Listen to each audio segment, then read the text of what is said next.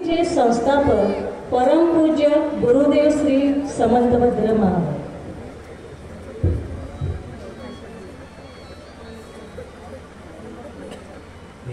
सुरासुर मनसुं वंदिदं दोदनायकं ममलं प्रणमामि वर्धमानं तीर्थं ब्रह्मस्कर्तारम्। वर्तमान शासन नायक भगवान श्री महावीर स्वामी की जय। बोले गोमटेश्वर भगवान श्री बाहुबली स्वामी की। प्रथमाचार्य आचार्य श्री शांति सागर जी महाराज की। गुरुकुल संस्थापक परम पूज्य गुरुदेव श्री समंतभद्र जी महाराज की। श्वेत भिक्षाचार्य विद्यानंद जी महाराज की। बोले श्री आचार्य चंद्र सागर जी महाराज की। आज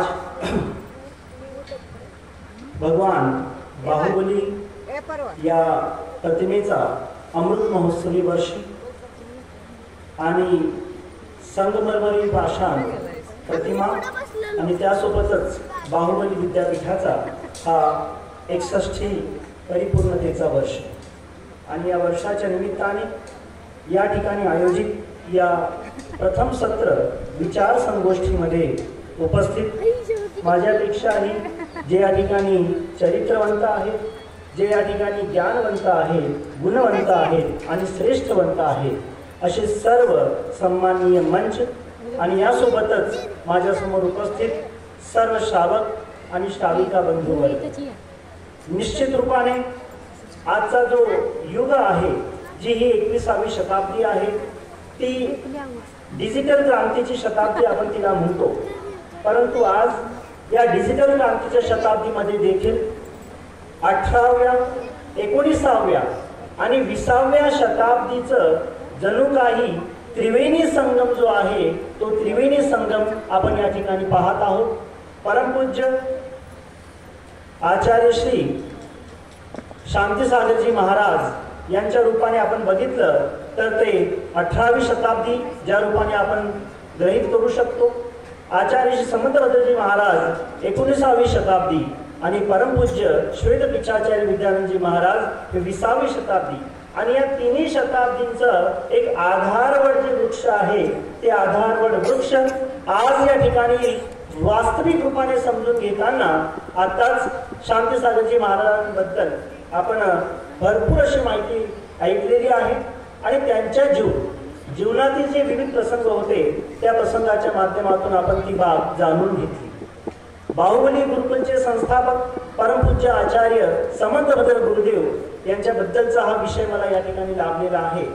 परंतु खरोखर बघावे तर आज ही गंगा, यमुना आणि सरस्वती यांचा हा त्रिवेणी असा योग आहे, असा सुयोग आहे की ज्या सुयोगामध्ये या गंगा, यमुना, सरस्वतीच्या माध्यमातून आचार्य समंतभद्र महाराजांचं जे व्यक्तित्व आहे आणि जे कर्तृत्व आहे त्या कर्तृत्वाला काही थोड्या वेळामध्ये आपण जाणण्याचा प्रयत्न करणार आहोत। खरोखरच आपण जर विचार केला तर 97 वर्षाचं प्रदीर्घ असं आयुष्य आणि त्या आयुष्यामध्ये विविध रूपाने व्रताचरण, विविध रूपाने ब्रह्मचर्य, विविध रूपाने आत्मसाधना हे ज्यांनी स्वीकारलेलं आहे अशा एक अलौकिक दिव्य पुरुषाचं जे आहे 97 वर्षाचं चरित्र 17 किंवा 18 मिनिटांमध्ये मांडणे हे म्हणजे काही अद्भुत कार्य आहे। पण तथापि आपण सर्वजण ज्या काही बाबी जाणतात, ज्या काही बाबी ओळखतात त्यांनाच घेऊन आज महाराजांचं जे दिव्य चरित्र आहे ते दिव्य चरित्र काही त्यांच्या जीवनातील प्रसंगाच्या माध्यमातून या ठिकाणी मांडणार आहे।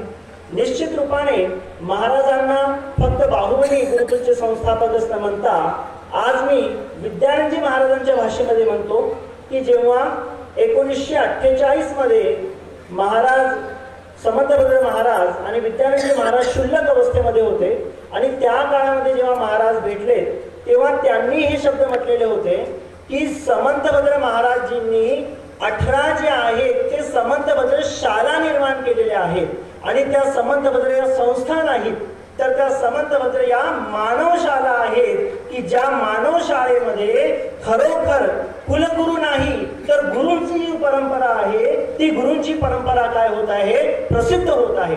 आणि त्या गुरु परंपरेच्या माध्यमातूनच खरोखर ही जी संपूर्ण गुरुकुल शिक्षण प्रणाली आहे ती शिक्षण प्रणाली पुढे जाणार आहे। अशा प्रकारे मानव निर्मित म्हणा किंवा मानवांना घडविणारी म्हणा जी संस्था 18 संस्था ज्यांनी निर्माण केलेल्या असतील, खरोखर ते समंतभद्र महाराज आणि त्यांच्या त्या जीवनाचं अवदान कशा प्रकारचं असेल ते आपण स्वतः समजू शकतो।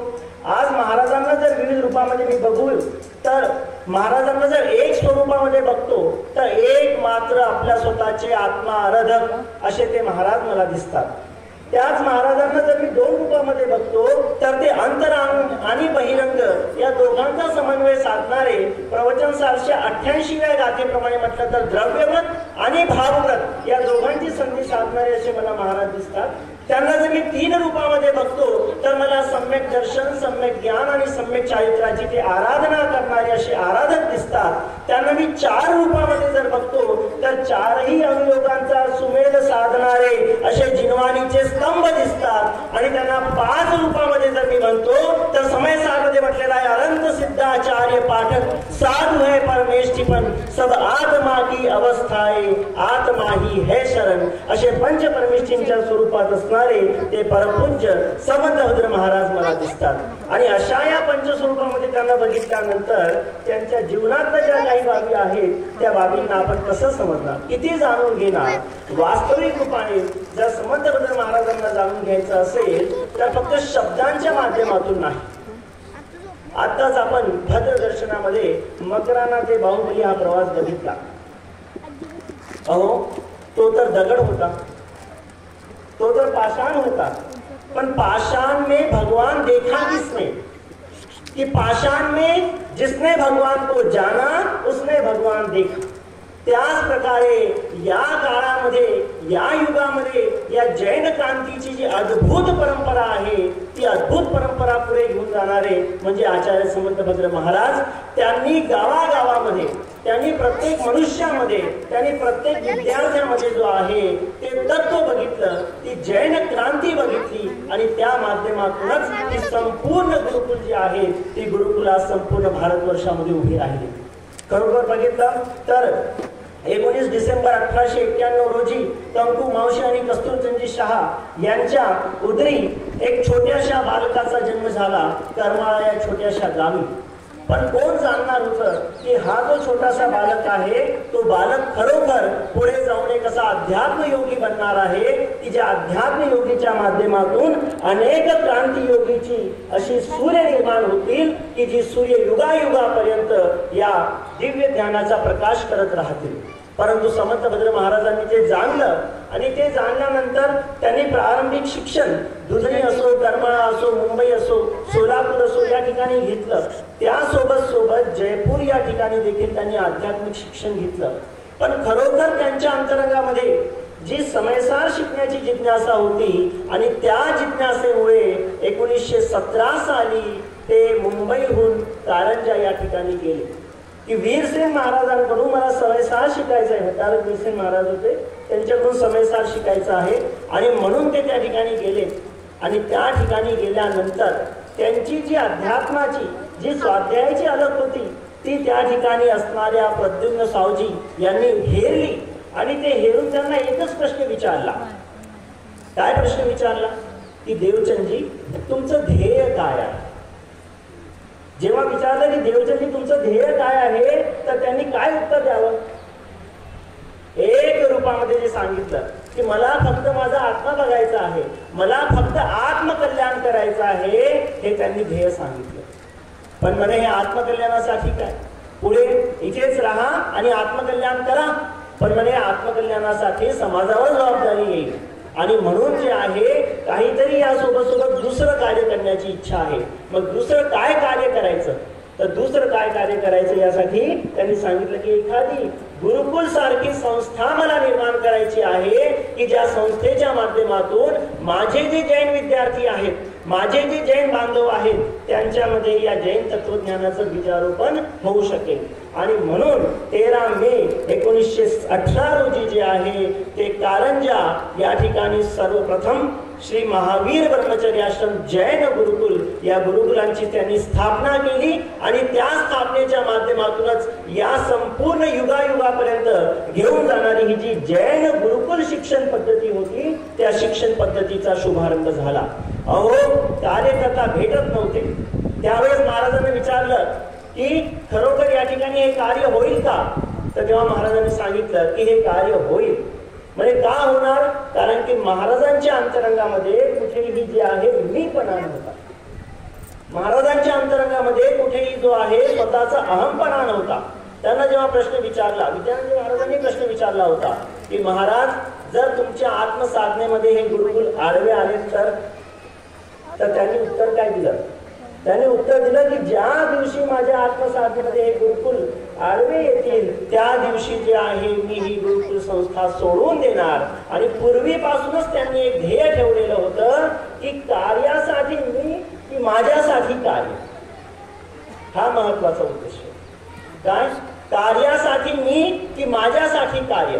कार्यासाठी मी म्हटलं तर अहमपणा आला, पण माझ्यासाठी कार्य म्हटलं तर कोणी असो किंवा नसो मी मात्र माझं कार्य काय करत राहणार, निरंतर करत राहणार. आणि त्या निरंतर कार्यकर्तृत्वाच्या माध्यमातूनच खरोखर महाराजच या एवढ्या गुरुकुलांचं संचालन असो, एवढ्या गुरुकुलांचं व्यवस्थितरित्या पालन असो आणि त्या गुरुकुलांच्या माध्यमातून आज का गायतपर्यंत जी शिक्षण पद्धती प्रचलित होती तीच शिक्षण पद्धती जी चालू आहे त्याचा एक मात्र महाराजांचे जे संस्कार होते, महाराजांचा जो आधार होता, त्यांची जी जीवन पद्धती होती तोच एक मात्र त्याचा आधार होता, दुसरा कोणताही नाही. महाराजांच्या जीवन यामध्ये जर आपण बघूया तर असे अनेक प्रसंग आहेत. हे तीर्थरक्षा शिरोमणी देखील होते. ज्यावेळेस सन जवळपास 1947-48 ची घटना असेल की त्यांचं जे प्रसिद्ध असं क्षेत्र होतं, त्यांचं आवडतं जे क्षेत्र होतं ते कुंतलगिरी सिद्ध क्षेत्र. आणि जेव्हा त्यांना कळालं की हे सिद्ध क्षेत्र जे आहे काही दिवसांमध्ये आपल्याच कोणीतरी मित्रपक्षाकडे जाणार आहे, त्यावेळेस ही बाब कळताच गुरुदेव उस्मानाबादला होते. ते उस्मानाबादवरून सोलापूरला गेले. सोलापूरला वकील साहेबांशी चर्चा केली. तिथे चर्चा केल्यानंतर काही निर्णय नाही निघाला तेव्हा कोल्हापूरला गेले आणि कोल्हापूरला त्या ठिकाणी सर्वांची जी आहे मीटिंग झाली आणि त्या मीटिंग मध्ये जे जिलेबी गुरुजी होते त्यांना त्याच वेळेला 50,000 रुपये काढून दिले आणि त्या 50,000 रुपयाच्या माध्यमातून कुंथलगिरी सिद्ध क्षेत्र जे आहे ते दिगंबर सिद्ध क्षेत्र नावाने आज त्या गायकपर्यंत काय आहे. 1948 मध्येच कदाचित ते सिद्ध क्षेत्र आपल्या हातातून निघून गेलेलं असतं. म्हणजे तीर्थरक्षा शिरोमणी रूपाने देखील कशा प्रकारे गुरुदेवांचं कार्य होतं ते कार्य आपण समजू शकतो. या सोबत जे आहे या सर्वांच्या सोबतच गुरुदेवांनी कधीही आणि कुठेही स्वतःची आत्मसाधना जी आहे ती आत्मसाधना कधी खंडित होऊ दिली नाही. आणि म्हणूनच बालपणापासून त्यांना जे वेद लागलेले होते ते वेद जे होते त्या वेदासाठीच कुंथलगिरी सिद्ध क्षेत्रावरतीच 1908 साली आपले जे मित्र सखा होते मोतीचंदजी, त्या मित्र सखांसोबत त्यांनी ब्रह्मचर्याची प्रतिज्ञा घेतली. कारण की त्यांच्या जीवनामध्ये ब्रह्मचर्य हा सर्वात मोठा आत्मसाधनेसाठी असणारा अस्त्र होता त्यांच्या जीवनामध्ये. का? कारण की त्यांचं नेहमी म्हणायचं होतं की जो व्यक्ती ब्रह्मचर्यासोबत आपल्या जीवनाचं पालन करतो तो कितीही जरी त्याच्या जीवनामध्ये अडचणी आल्या तरी तो कधी निराश होत नाही, अपितु त्या सर्व अडचणींना तो सोडून पुढे पुढे जात राहतो. आणि आपण या गुरुकुलामध्ये प्रवेश केला असेल तर या ठिकाणी वरती गेल्यानंतर 3 नंबरलाच ते वाक्य लिहिलेलं आहे की ब्रह्मचर्यासोबत जो जीव आराधना करतो तोच खरोखर जीवनामध्ये काय होतो, पुढे जातो. आणि म्हणून जोपर्यंत गुरुकुलामध्ये महाराज होते तोपर्यंत त्यांनी विद्यार्थ्यांच्या नावासमोर कुठेही चिरंजीव हा शब्द लिहिला नाही, तर त्यांनी प्रत्येक ठिकाणी ब्रह्मचारी किंवा असा जो शब्द असतो त्याच शब्दाचा उल्लेख केला. आणि त्या ब्रह्मचर्य अवस्थेमध्ये या गुरुकुलांचं संचालन करताना देखील जे आहे त्यांनी कधीही कुठेही आपल्या स्वतःच्या आत्मसाधनेला जे आहे ते खंडित होऊ दिलं नाही. त्यांच्या शब्दामध्ये गुरुदेवांचं जे चरित्र आहे त्यांच्या शब्दामध्ये बघा 1932 साली, कारण गुरुदेवांच्या जीवनामध्ये बघा जर आत्माराधनापूर्वक जर आपल्याला पुढे जायचं असेल तर जाप्यानुष्ठान हा त्यांच्यासाठी एक अत्यंत महत्वाचा विषय होता. आणि गुरुदेव आपल्या जीवनामध्ये कशा प्रकारे जाप्य करायचे त्याबद्दलचं एक छोटंसं त्यांच्या रोजनिशीमध्ये लिहिलेलं आहे. 1931 आणि 1932 यावेळीची ही चर्चा आहे. म्हणजे जेव्हा महाराज ब्रह्मचर्य अवस्थेमध्ये होते. बघा, एक 15 दिवसांची रूपरेखा त्यांच्या शब्दात, गुरुदेवांच्या शब्दामध्ये आहे. ते लिहितात, ब्रह्मचर्य अवस्थेमध्ये ऋषी मंडळाचे 1,00,000 जाप्य 15 दिवसात कुंथलगिरीला दिले. सन 1932 मध्ये ओम शुद्ध चिद्रूपोहम या मंत्राचे 8,00,000 जाप्य दिले.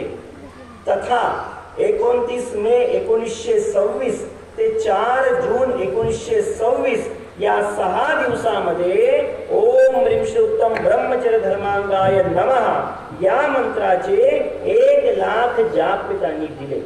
अशा प्रकारे बघा, जवळपास एका वर्षामध्ये ब्रह्मचर्य अवस्थेमध्ये 1931 आणि 32 मध्ये एका वर्षामध्ये 10,00,000 जाप महाराजांनी कुंथलगिरी सिद्ध क्षेत्रावर दिलेले होते. याचा अर्थ आपण समजू शकतो की एका वर्षामध्ये 10,00,000 जाप म्हणजे सरासरी एका दिवसामध्ये 6,000 जाप महाराजांनी कशासाठी दिलेले होते?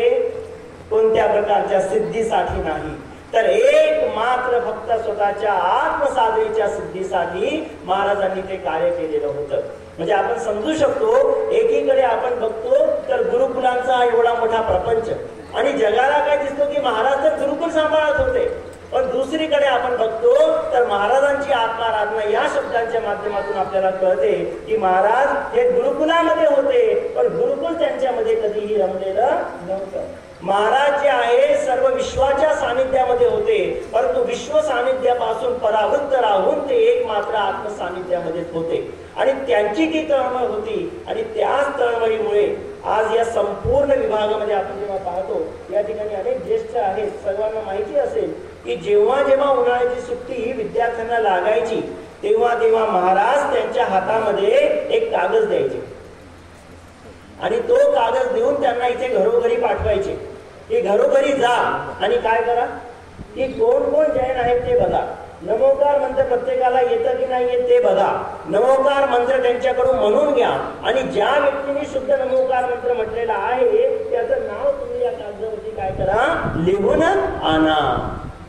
या माध्यमातून आपण समजू शकतो की घरोघरी मध्ये आपल्या जैन संस्काराची प्रचिती, या जैन संस्काराची प्रचिती कशा प्रकारे पुढे जाईल हे जे आहे हे महाराजांच्या जीवनामध्ये आधीपासूनच दिसत होतं. आणि खरोखर यामध्ये त्यांचे जे गुरु होते शांतीसागरजी महाराज यांचा देखील तेवढाच परिपूर्ण वसा होता.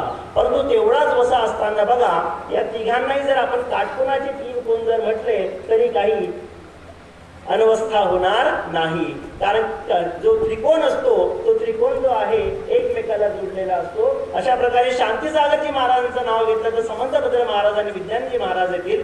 विद्यानंदजी महाराजांचं नाव घेतलं तर समंतभद्र महाराज आणि शांतीसागरजी महाराज येतील. आणि या दोघांच्या रूपामध्ये जर मी बघतो तर मध्यभागी जे आहेत ते आचार्य समंतभद्र विराजमान आहेत. देव, शास्त्र आणि गुरु. शास्त्र हे मध्य दीपक असतं जे दोन्हीकडे प्रकाश टाकतं. अशा प्रकारचे आपले समंतभद्र महाराज आहेत की जे देव आणि गुरु या दोघांच्या चर्यासोबत सोबत स्वाध्याय रूपाने स्वतःच्या जीवनामध्ये देखील काय करत होते, प्रकाश टाकत होते. कारण की महाराजांच्या जीवनामध्ये स्वाध्यायाला देखील तेवढाच महत्व होता. आणि त्याच महत्वामुळे बघा आपल्या संपूर्ण जीवनामध्ये 300 पेक्षा अधिक ग्रंथांचा त्यांचा स्वाध्याय होता. 300 पेक्षा अधिक ग्रंथ, जवळपास 40,000 श्लोक त्यांना कंठस्थ होते. आणि अनेक प्रकारचे जे लेख त्यांनी लिहिलेले असतील ते लेखांची संख्या तर मोजता येणार नाही. वास्तविक रूपाने अशा महाराजांचं आपल्याला सानिध्य मिळाले. भलेही ज्या महामानवांनी त्यांना प्रत्यक्ष अनुभवलेलं आहे त्यांच्याबद्दल तर आम्ही काय म्हणावं, परंतु त्यांचं जीवन चरित्र वाचल्यानंतर देखील आम्हाला हे कळतं की वास्तविक रूपाने महाराज जे आहेत ते किती मोठे होते. आणि त्याच महाराजांच्या बद्दल आज आपल्याला असं वाटतं की या पंचम काळामध्ये जे आहे आपण स्वतः या कार्य करू शकणार की नाही. आत्मानुभूती करू शकणार की नाही, आपण पुढे जाऊ शकणार की नाही, तर त्याबद्दलच बघा ब्रह्मचर्य अवस्थेमध्ये जे आहे महाराजांनी स्वतःच्या रोजनिशीमध्ये एक वाक्य लिहिलेलं होतं. तेवढं वाक्य अत्यंत महत्वाचं आपल्या सगळ्यांसाठी आहे आणि म्हणून त्या वाक्य जे आहे ते या ठिकाणी मी आपल्याला उद्धृत करून दाखवतो. महाराजांनी ज्या त्यांच्या रोजनिशीमध्ये 100 बिंदू लिहिलेले होते, त्या 100 बिंदूंपैकी जे आहे 59 नंबरचा एक बिंदू आहे ज्याचं नाव आहे दिव्यानंदाचा लाभ. ज्योतिषशास्त्राप्रमाणे जर आपण बघितलं तर 59 म्हणजे 9 आणि 5 14, 4 आणि 1 5, आणि हे 5 आकडा जो आहे तो पंचपरमेष्ठीचा समाविष्ट म्हणा किंवा पंचभावामध्ये पारणामिक भावाची प्राप्ती रूप म्हणा, अशा प्रकारे देखील आपण ग्रहण करू शकतो. तर त्या दिव्यानंदाच्या लाभामध्ये ते म्हणतात, ज्याच्यासाठी योगी रात्रंदिवस प्रयत्न करतात. मी या ठिकाणी ते वाक्य हिंदीमध्ये लिहिलेलं आहे, म्हणून मी तुम्हाला सर्वांना मराठीमध्ये तसं सांगतोय की ज्याच्याकरिता योगी धडपडतात अशी अचिंत्य दिव्य वस्तू प्रत्यक्ष अनुभवली गेली. ही ब्रह्मचर्य अवस्थेचं स्वरूप आहे की ज्याच्यासाठी योगी धडपडतात अशी अचिंत्य दिव्य वस्तू प्रत्यक्ष अनुभवली गेली. सर्व चिंता दूर झाली, सर्व आकुलता लयाला गेली, परमानंद धाम सापडले, मोक्षाचा दरवाजा उघडला. आता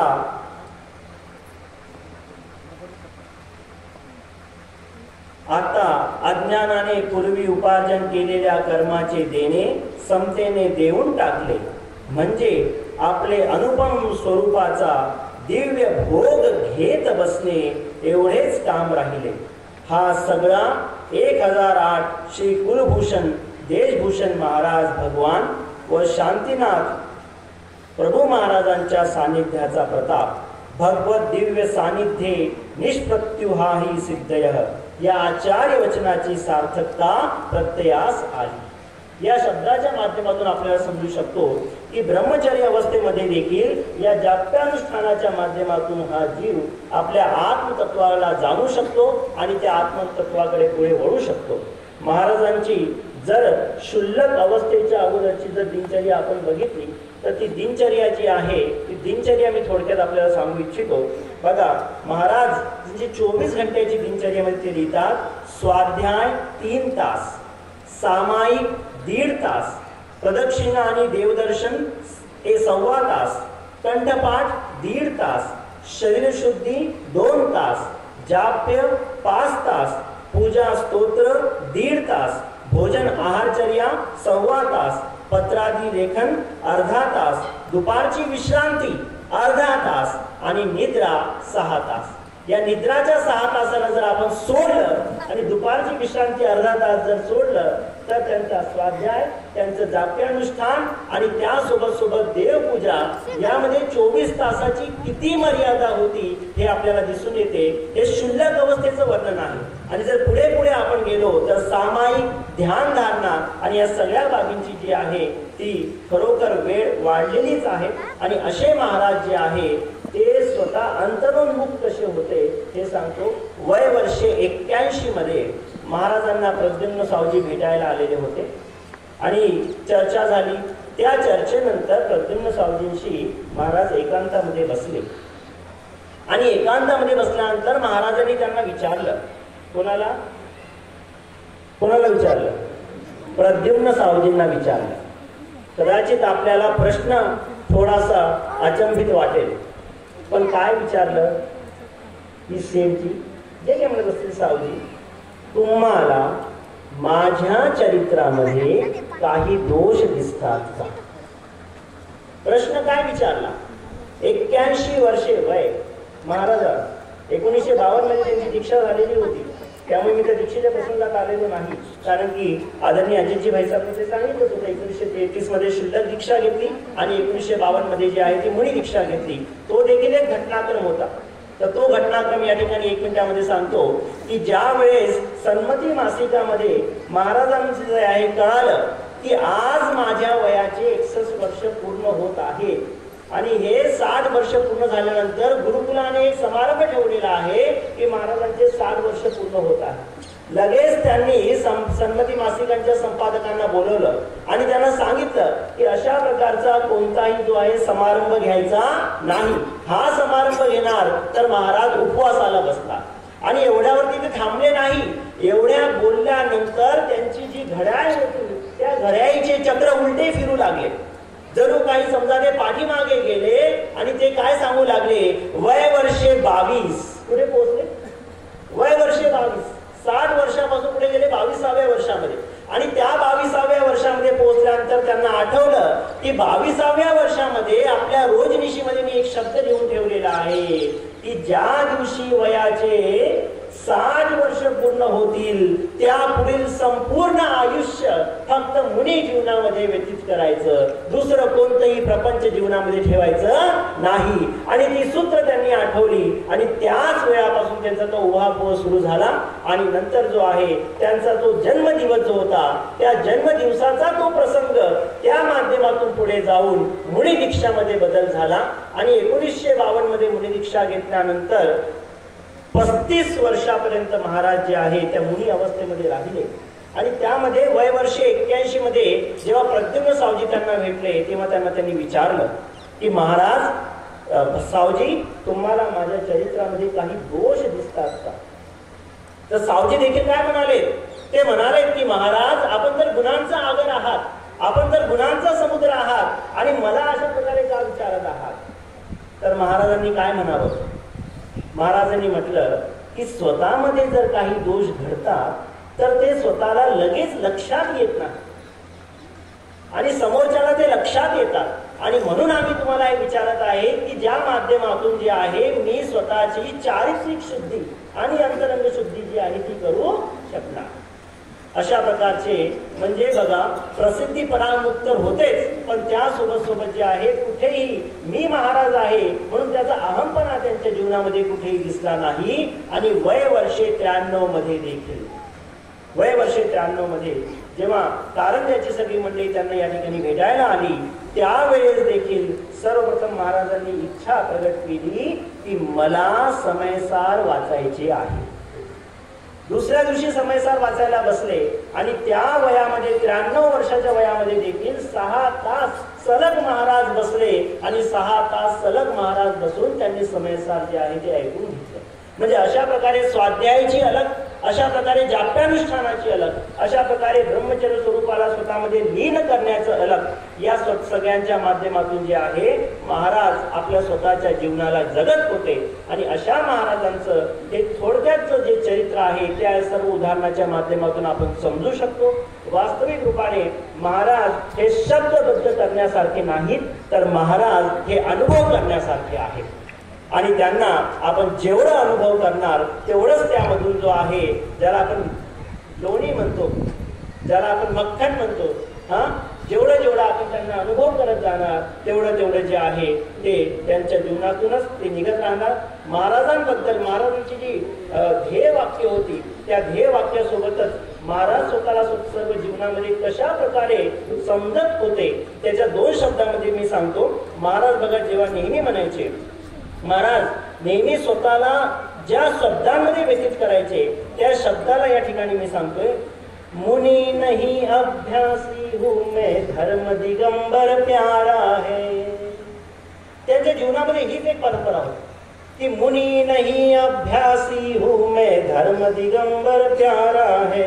नमोकार ही फैले घर घर यह प्रणपान निराला है. नमोकार म्हणतो हा घराघरात होतो, हा त्यांचा प्रणप्राण होता. चित्त शुद्धी और मनशांती हो. चित्त शुद्धी आणि मनशांती याच्यासाठी निरंतर त्यांचा एकच प्रयत्न होता, जपमाला में नित ही जपू. जपमाला अर्थात नमोकारची माला, जाप्याची माळा हे ते निरंतर जपत होते. आणि असे महाराजांच्या या साक्षात गुरुकुलामध्ये बघा एका ठिकाणी लिहिलेलं आहे की याही देह देवलमे केवली स्वरूप देव ताकी कर सेवतू मन कहाँ दौड़े जात है. एक घड़ी आधी घड़ी और आधे से भी आध जो आत्म अनुभव करे करे कोटि अपराध. अशा प्रकारचे परमपूज्य समंतधर महाराज होते.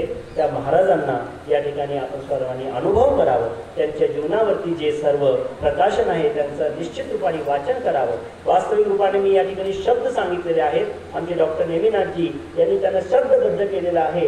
त्यांनी किती अनुभवलेलं असेल हे मी समजू शकतो.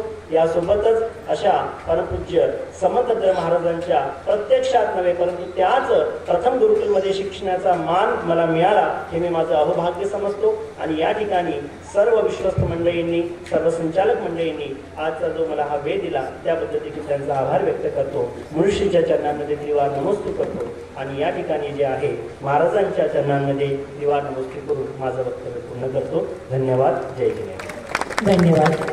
आताच पंडित जितेंद्र राठेशास्त्रीजींनी खूप सुंदररित्या महाराजांच्या विचाराविषयी विवेचन केलं. त्यांचे